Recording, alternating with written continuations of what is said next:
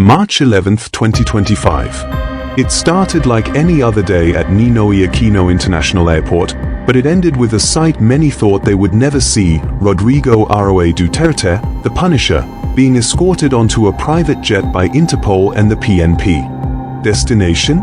The Netherlands. For nearly a decade, he dared the International Criminal Court to come and get him. He called them white monkeys and idiots.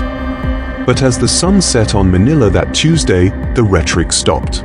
Today, as we sit in late December 2025, the former president isn't in his beloved Davao. He's in a cell at the Scheveningen prison complex.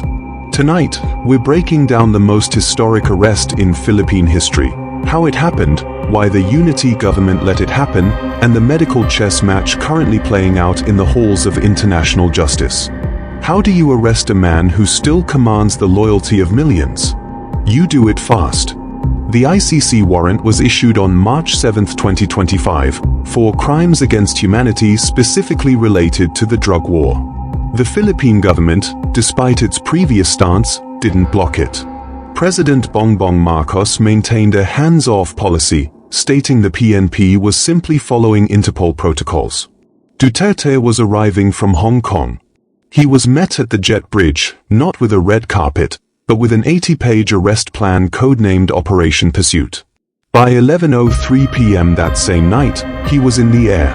While his son, Mayor Base Duterte, cursed out the president back home, calling him ungrateful, the elder Duterte was already over the Indian Ocean. When he landed in The Hague, he didn't walk out, he was wheeled out on a gurney for medical precautions. This set the stage for the legal battle that defines his life today. It's been 9 months since the arrest. If you look at the news today, December 2025, the trial hasn't actually started. Why? Because the defense has a new strategy: cognitive impairment. Duterte's lawyers, led by British-Israeli attorney Nicholas Kaufman, argue that the 80-year-old former leader is unfit for trial. They say his memory is demonstrably impacted and he can't follow complex proceedings. But the ICC prosecutors aren't buying it. Just this month, on December 19th, they accused Duterte of feigning impairment to avoid the merits of the case. They brought in 4 independent medical experts who all reached the same conclusion: while he's frail, he's fit. They say he knows exactly what's happening. In fact, while he's in detention, he's still making moves. He was even re-elected as the mayor of Davao City in absentia earlier this year.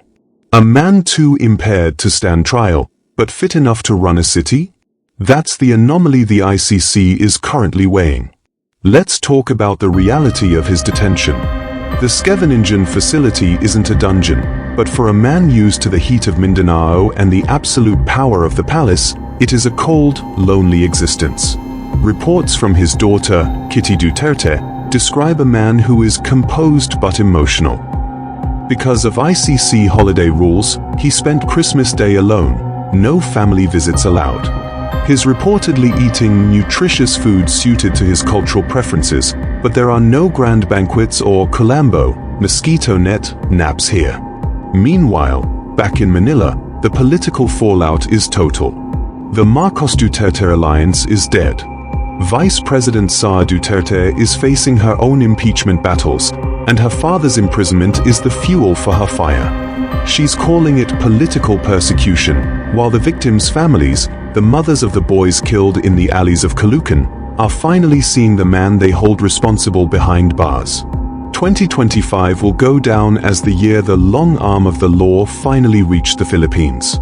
Whether Duterte ever faces a full trial or if his health becomes his get-out-of-jail-free card remains to be seen.